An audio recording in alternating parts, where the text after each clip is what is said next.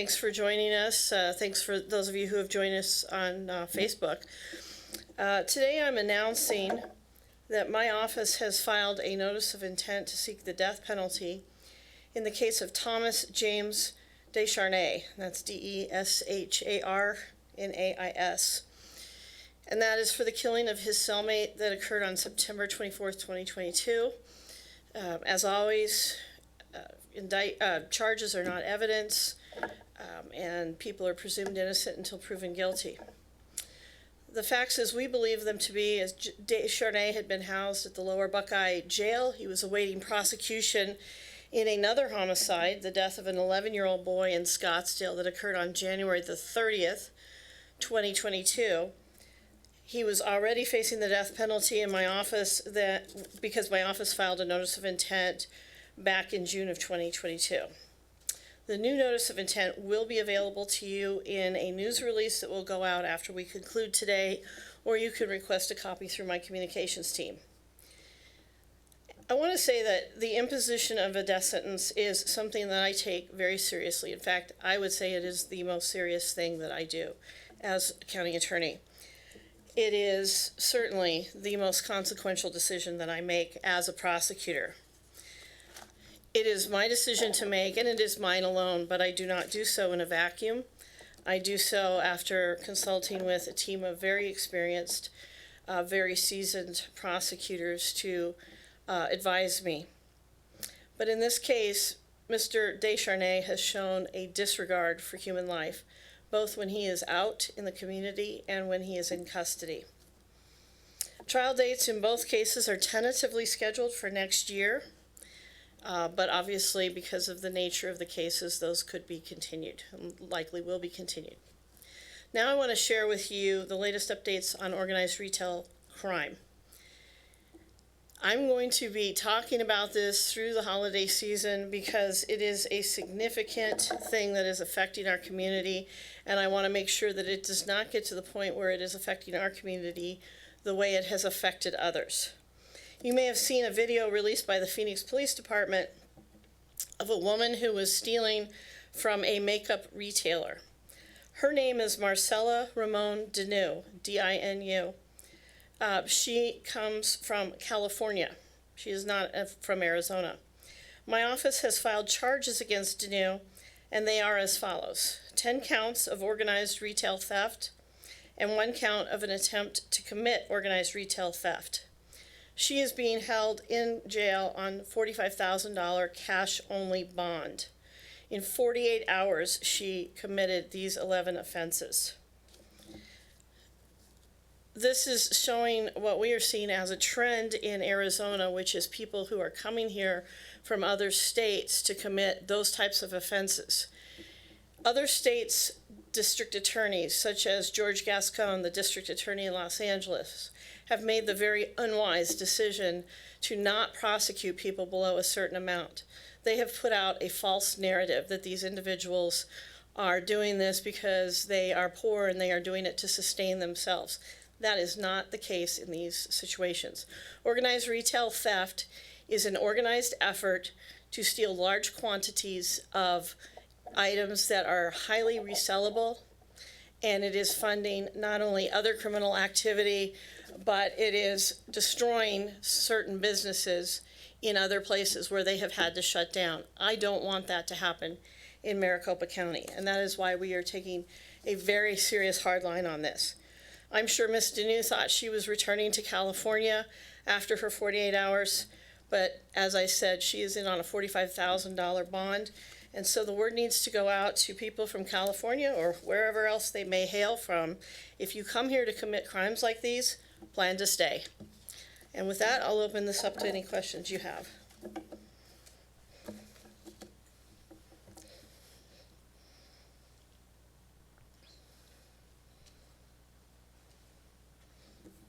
Mays has said that she would overrule any county attorneys who prosecute abortions, doctors who perform abortions, if the near total ban was to be reinstated. Do you think she has that authority?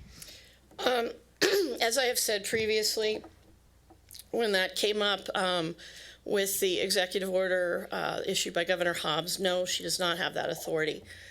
But the reality is this. There has not been a single prosecution or attempt to prosecute an abortion-related case anywhere in Arizona since the Dobbs decision came down, and that's been almost a year and a half. It's been over a year. I understand that the intent of this is to probably fearmonger to the point where people run out and sign petitions, but the reality is the courts are going to decide what the law is. This office is in the position of not deciding what the law is, and we're going to follow the law when it's decided by the courts. If the Supreme Court does reinstate the near total ban, would you move forward then with prosecutions? That if they do that, we're going to have some clarity on what are the controlling aspects of it, and I would have to read the decision because, as you know, there are some inconsistencies between those two laws, and beyond that, we're going to have to see. But what I will say is that even with the 15-week law, there hasn't been a single case submitted to our office. If a case comes to my office, I will look at it like I look at every other case. I'm going to look at it to see if, obviously, first of all, if there's a violation of the law, and secondly, if there's a reasonable likelihood of conviction. Can you give any details about what that enforcement would look like if the near total ban was enforced? There's a lot of people with a lot of questions, and that ruling could come down in days, even weeks. Is there not a plan in place?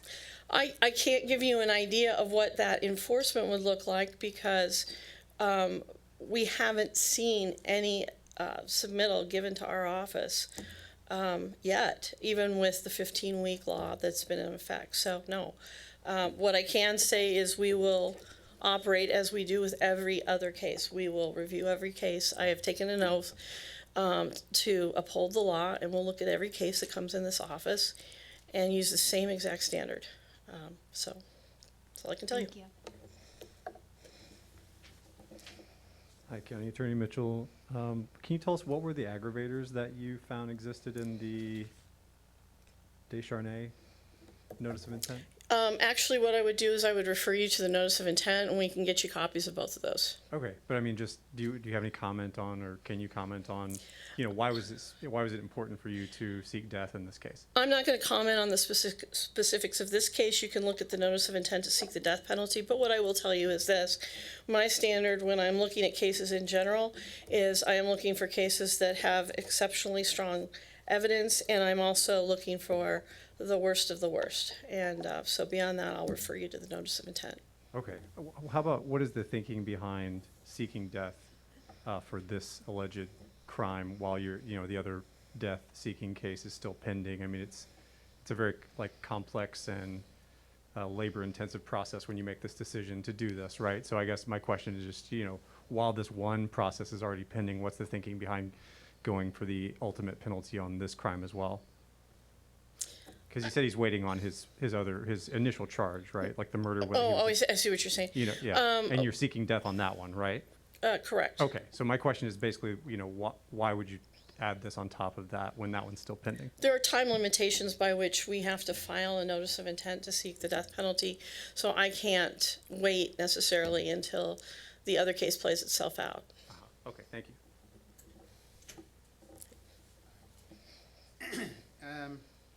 As you know, there recently have been multiple arrests and murders involving gay men in Phoenix, and Yes. These are really brutal slayings.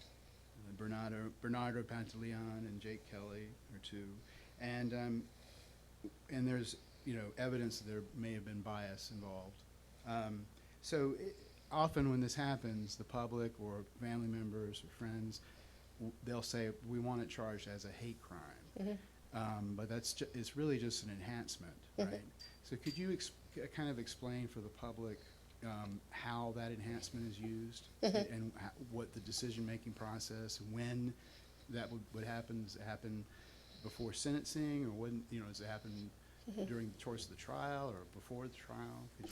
Yeah, first of all, I mean, yes, I'm very aware of these cases. In fact, I was in the community where one was near where one was committed this weekend, and got to talk to some people, and I understand They're horrified, they're fearful, as am I. We do not have a crime called a hate crime in Arizona. What we have, as you pointed out, is an enhancement. It's actually an aggravator. So in Arizona, we have sentencing ranges that are available for crimes. And what the judge is tasked with doing is starting at what's called a presumptive sentence, a starting point, and weighing and balancing both aggravating factors as well as mitigating factors. So an example of an aggravating factor would be somebody has a prior criminal history. An example of a mitigating factor could be that the person suffers from some sort of mental illness. And so the judge weighs those and determines whether he or she should depart from that starting point upward or downward. So what hate crime enhancement or aggravator is in Arizona is it is something for the court to consider whether to deviate upwards from that starting point.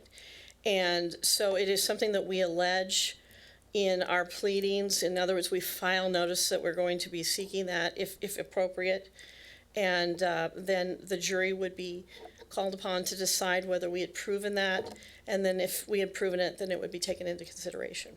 So this will be after the trial, then, is that what you're saying? Or Well, it's during the trial? the notice would be filed well before trial. Oh, I see, okay. The consideration by the jury would be a second part to the trial. So there would be the guilt phase, and then there would be what's called the aggravation phase. Yeah. And it would be during that time. So in a case involving murder, how would the enhancement do it? What would it do? I guess how would it add years onto? It would. Let me just give a very unrelated example. So if somebody steals a car, that's a class 3 felony. The presumptive term is 5 years. And it can go down as low as 2.5. It can go up as high as 8.75. So the judge is tasked with starting at that 5-year point and saying, what are the aggravating factors? They have a prior felony. They have, whatever exists. Then the lesser one, the mitigating factors would be, well, this person has a mental health history. And so then based on that, they decide whether to go down as far as the 2.5 years or to go up as high as the 8.75 years or anything in between. And so what it does is it guides them along that continuum of the sentencing range. Say in the case of a first-degree murder, I mean, would the enhancement or the aggravating factor have any influence, really, or is it just? First-degree murder is a little bit different because it's not listed as a statutory aggravating factor in terms of the death penalty, but it can still be used with some of the accompanying offenses, such as kidnapping or whatever else might be there. And say, what about like something like second-degree murder? Is it? Yes, it can be used. It can be used there. Yeah. Do you know how often your office uses such an enhancement? I mean, this particular enhancement. We would have to research that to get that information for you. And also, when do you say you would have to file this long before a trial occurs? What's the decision-making process in that? Is there like a committee or something that makes that decision? Generally, it's up to the attorney, and it can be staffed with their supervisory chain. It can come up to me in appropriate cases. Certainly to decide whether that's appropriate, but we have to keep in mind that we have to have evidence that it was, as you're talking about, motivated by hatred toward a certain group, and that we have to be able to prove that to a jury beyond a reasonable doubt. So we would consider all of that. Okay, thank you very much. Sure. Hey. Hello. Kind of just going off those previous questions in regards to the murders of Osvaldo Hernandez and Bernardo Pantaleon, do you expect more suspects to be charged in those cases given the affiliation? Right now, what I will say about that is the investigation is definitely ongoing, as is our review of the case, and so that's about as much as I'm going to say at this point. Any thoughts on seeking the death penalty for the suspects? It would be very early on in the process for me to speculate about whether that's going to happen. If first-degree murder is charged, every case that involves first-degree murder that is committed by somebody who is 18 or older is run through a certain process, and I make the decision on it. So, that would happen if first-degree murder is charged. How would street gang charges impact this case? So, street gang charges are actual enhancements. So, let me break it down a little bit more. There is a actual charge of assisting a criminal street gang. That's actually a criminal charge. It's a crime. But there's also an enhancement. And what the enhancement does is if it's a higher level felony, such as a class 2 or a class 3, it adds 5 years to the sentence. If it's a lower level offense, such as a 4, 5, or 6, which is the lowest level of felony, it adds 3 years. Do you believe this gang is expanding or could potentially be involved in other cases here in the Valley? I would direct you to the Phoenix Police Department for better information on that, since they're, part of that community and the investigation in the community. Gotcha. Switching gears over to the announcement that you made today regarding the death penalty being sought after Descharnais, I just wanted to ask you, because we've been following this case, is this the first time Maricopa County has filed a death penalty against a suspect in custody who allegedly killed their cellmate? Is this the first time this has kind of happened in the county? I don't believe it is the first time, but we would have to do some research to verify that. Gotcha. And then I know it appeared that MCSO submitted charges to the county a few months after this took place.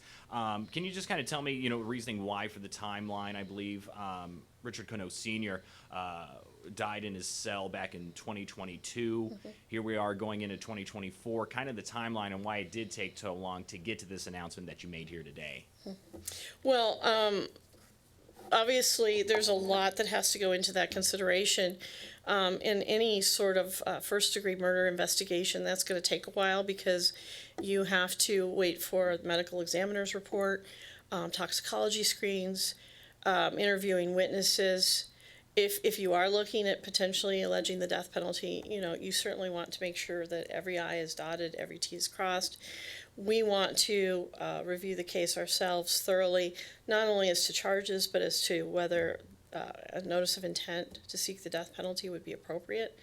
And so time goes into it. And here, that's, and then we have a time restraint by which we have to file that.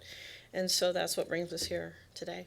And I know you said that you're referring a lot to the indictment that will be sent out, but I just wanted to ask, anything else that you can kind of comment on this case in regards to why we're seeking the death penalty, given maybe the heinousness or egregiousness of this? I'll just talk in general.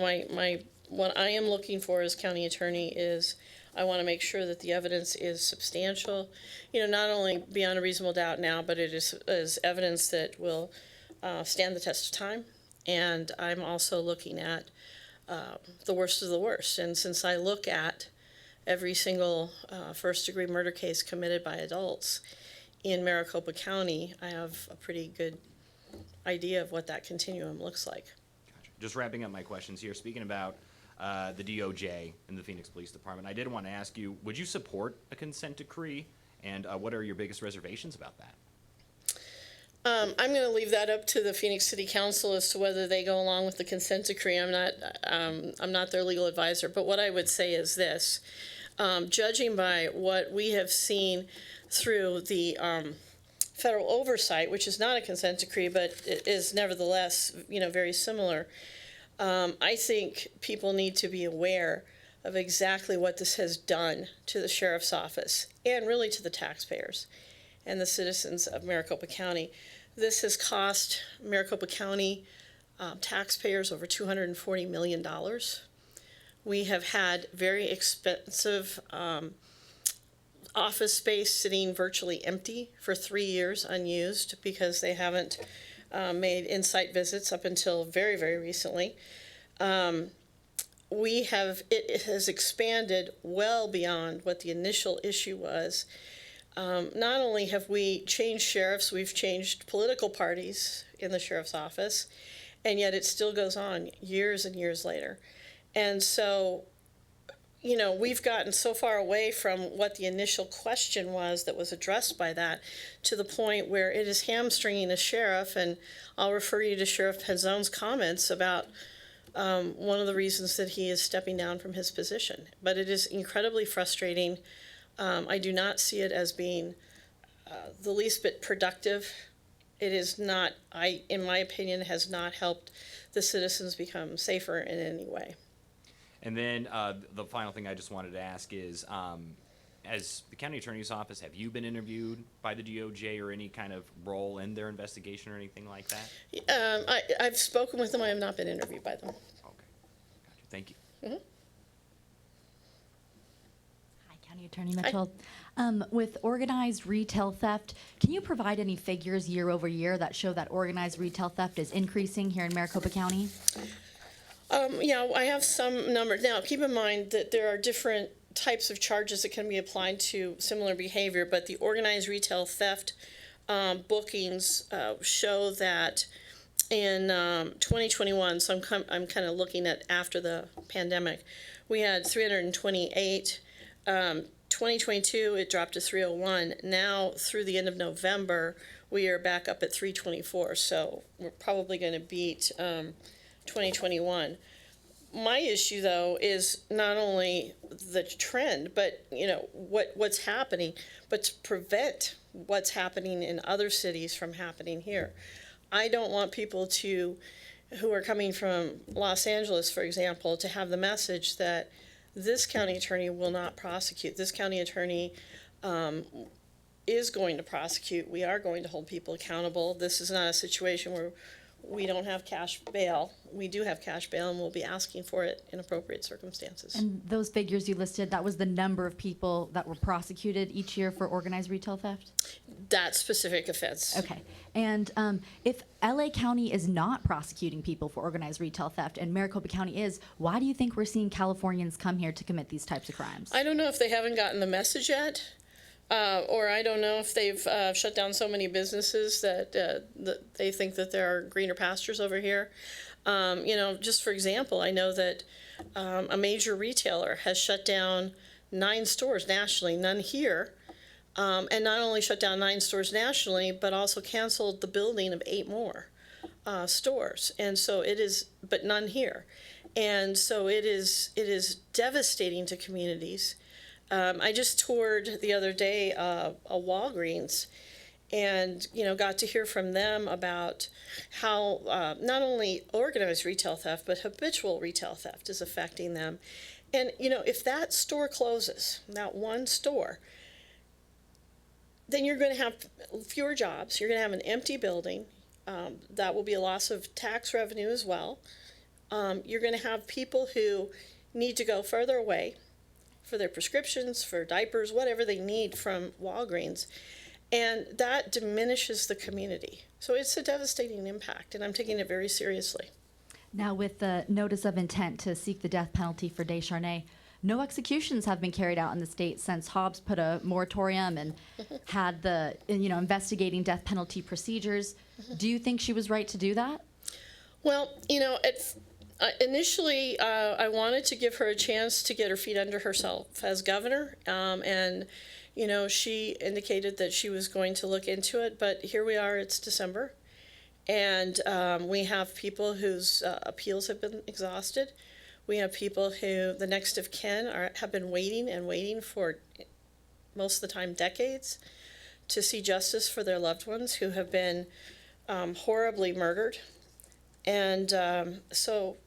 No, I think something needs to be done. We know that her nominee to head up the Department of Corrections announced when he was trying to get approved through the Senate, confirmed that they had been ready to go on execution since May the 5th. So the question is, why aren't there any executions going on? That is the law.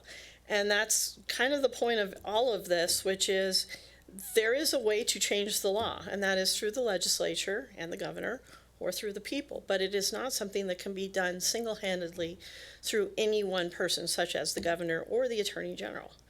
So they need to follow the law. Have you spoken with State Prison Director Ryan Thornell about whether he thinks safe isn't the right word to use with executions, but whether an execution should not be cruel and unusual punishment. I have not spoken to him directly, but I did attend the last execution that was done, which was in November of last year, and was there for the entire time, and I can tell you that it was in no way cruel. In fact, the inmate, Mr. Hooper, was laughing, saying, let's get this over with. He did not at any point that I saw wince in pain, and in fact it was frankly difficult to tell when he actually had passed away. So this narrative that they have out there that that was a horribly botched execution, that's simply not true. Okay, and now my last question is about abortion rights. As the county attorney, what would you like to see be done with abortion rights in Arizona, and what are you willing to enforce? As the county attorney, my job is to enforce the law, not to decide the law. And so that question needs to be referred like any other lawmaking decision. One is to the legislature and the governor, and the other is to the people. I know there's an attempt to get some measure on the ballot. So whatever the state Supreme Court rules is fine with you, you'll enforce it? I want to see how they clear it up. If it's still unclear which law applies, obviously we'll be seeking clarification. You're kind of asking me to make a decision in a vacuum. I can't do that.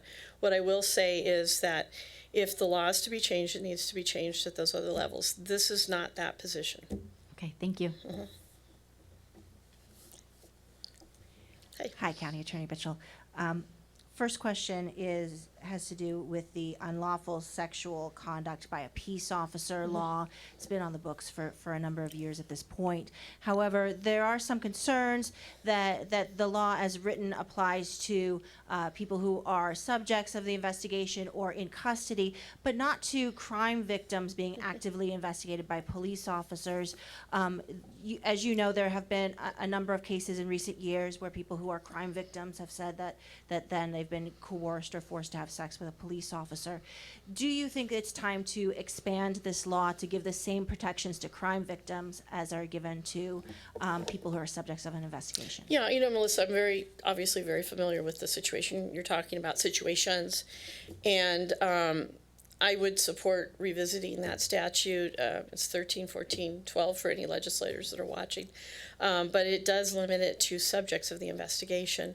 And if they so chose to expand it to, or victims of a pending investigation by members of law enforcement who are involved in that investigation, I certainly could support that. Okay.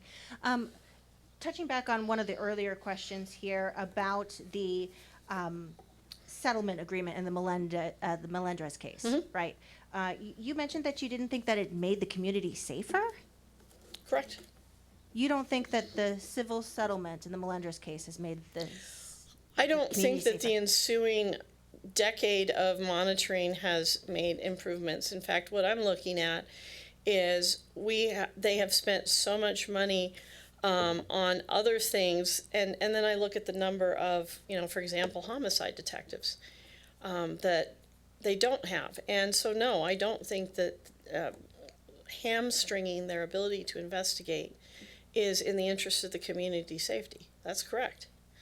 I think, and let me be very clear, I am not somebody who believes that you let police do whatever they want to and you don't, there's no monitoring or anything like that.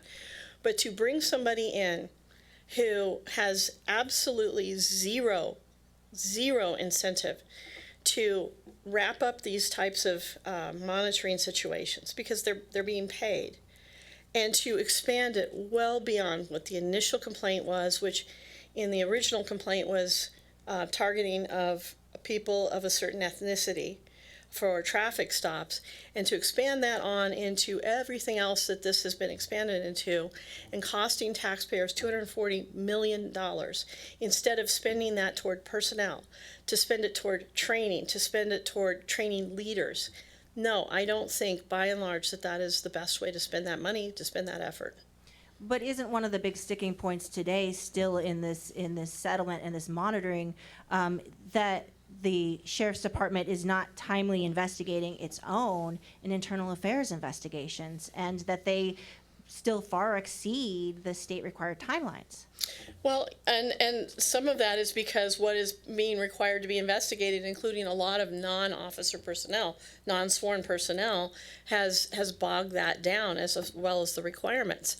For example, there's, not only having to hire people, but having to have the monitor approve who they hire, where there was never a dispute over that in the first place as to whether they were hiring the appropriate people. So all of that to say, no, I don't think this is the best way to handle it. And to answer, to go back to the earlier question, I'm not going to give the city council advice on what to do. But when you have this kind of monitoring going on, where you have a monitor who is raking in millions and millions of dollars personally, who's not wrapping this up, you've got to ask yourself, what are we accomplishing here? What have we accomplished here? And we have a different, this happened under Arpaio. This didn't happen under Penzone. Penzone's not even the same political party. Penzone's been twice elected. What have we accomplished?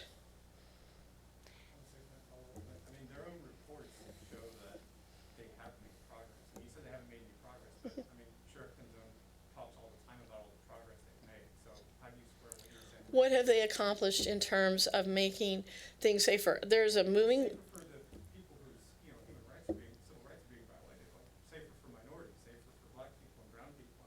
You don't think that Lenders has done anything at all for their safety? I don't think that charging taxpayers $240 million to continue to move the goalposts and drag out a monitoring situation for well over a decade is what's in the best interest of minorities.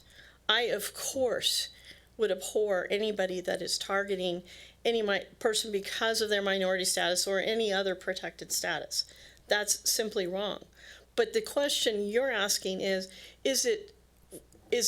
dragging this out for well over a decade and spending $240 million to do it, is that accomplishing what you want it to accomplish? Or could there be something else? I mean, respectfully, my question was, do you think Lenders has made the community safer for the people it was designed to protect? I don't think it has done what it could have done with those types of resources. Okay, that's not what I asked. So just one more time, do you think Lenders has done anything to help protect? Yeah, same answer. I think that those resources could have been better spent to accomplish more things, to make this community safer. And that includes certainly minorities. That I absolutely in no way would support anything where people are targeting people based on their ethnicity or any other, like I said, protected class. And just a quick follow-up, because I mean, I think many people in the community would disagree, and they feel substantially safer and less targeted on traffic stops in Maricopa County today than they did a decade ago. But the question is the fault here one-sided? Because the Sheriff's Department has had a great deal of time to discuss, to negotiate, to work on these things, to come up with some kind of collaborative agreement. And does some of this fall on Penzone and his ultimate authority over that department, as well as his leadership, as well as the rank and file members of MCSO, to work with, in good faith, fully with the monitor? Well, I would refer you back to Sheriff Penzone's comments. I mean, I think he has tried to work in good faith, but when you are working with somebody who's financially motivated to not wrap up a monitoring situation, and the goalposts are constantly moving, it's very difficult. We're not, the compliance issues that we're talking about right now have nothing to do with whether people who are ethnic minorities are being pulled over at a disproportionate rate, and people need to know that. And I hope they feel safer, and I'm glad they feel safer, but they need to understand that a lot of what's still going on has nothing to do with that, because the goalposts have moved. And Hang on. Hey. Are being pulled over for longer periods of time. I'm not saying exactly what Melissa's saying. The latest reporting shows that people of color are still being detained longer, so it is still effective. Do you not agree? Your question was, do I think that has made people safer? And what I'm saying is, I think there are better ways to do this, $240 million and ongoing, and having people come in from other states occasionally to monitor this is not the way to go. I'm glad it's had some impact. So back to my questions. A lot of people have made an apples to apples comparison of what may happen in the city of Phoenix as to what has happened at MCSO. However, is it even fair to make an apples to apples comparison when this developed out of an ACLU class action lawsuit, and this was a federal court settlement, versus this being the result of years of investigation by the Department of Justice into the city of Phoenix, where the city of Phoenix will have a chance to sit down at the table and really negotiate what that consent decree is going to be with their current leadership, and move forward with, making suggestions on who a monitor may be if that ever comes into play. Well, I think that's an interesting point about apples to apples, and the question is, nobody knows that. And the reason nobody knows that is because the city of Phoenix is being asked to, they're asking to get ample time to review things, to negotiate things, and they're being shot down by the Department of Justice. This is not a transparent process by the Department of Justice. And that is what is very disturbing. They're going to sign, and they're going to make the decision that they have to make. But they need to understand that we have experienced in Maricopa County moving the goalposts to such a degree that we have gotten into areas that the initial things didn't even pertain to. And that is not, I don't think, in the best interest of this community. What's in the best interest of this community is to have,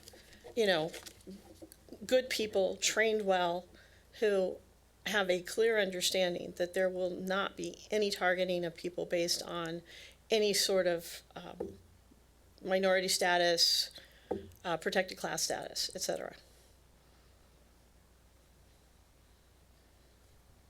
And last but not least, do you think because of the protest arrest cases that you're speaking from a place where you have a vested interest in what happens ultimately in that DOJ report?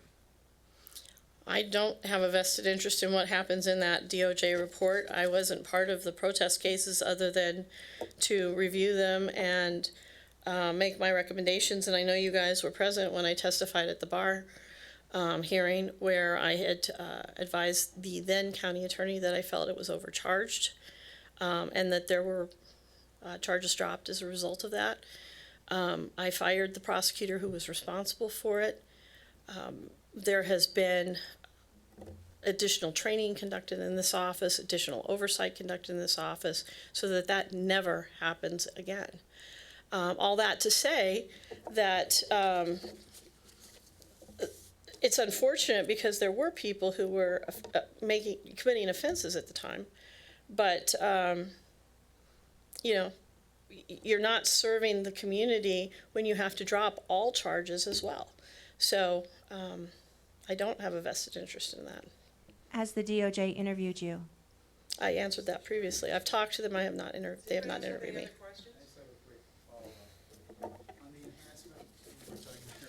Yes. I can't remember, is there a time element in that? Do you have to file it by a certain time or something? Yeah, but it's. I mean, we're well within that now. You obviously can't file it, too close to trial, et cetera. Oh, I see, okay. Yeah. And are you considering hate crime enhancements on these cases involving Jake Kelly and? When we have a chance to fully review all of the information once it's completed, we will look at that to see if it's appropriate, if it's indicated. And one thing, I think you probably could acknowledge that Melendrez stopped the sweeps. Probably was doing sweeps of Latino neighborhoods, and the judge stopped him from doing that. Listen. And ultimately, it probably led to Arpaio's downfall. So that's a good thing for all of us. Listen, how long ago was that? How long ago was that? Yeah. Well, as has been said, Penzone has had a long time to fix the problem, and it's not been fixed. It's not been fixed because you have a monitor that is financially motivated. Ordered by a judge. You have a monitor who is financially motivated to not wrap it up. Oh, Ms. Mitchell, are you criticizing the judge? Because the judge could end it tomorrow. It's not the monitor, it's the judge. The judge is going based on the information he's given. Yeah, the information is also being given by the MCSO. Penzone wouldn't go to community meetings. He refused. Well, That what was I'm, an order by, that's why he was found in contempt. Pinzone was found in contempt. we can disagree about why that was. All right, thank you. Thanks, everybody. Happy holidays. This is the last before the new year, so I hope you have a good, happy new year as well as happy holidays. So Any fun holiday plans for you? rest.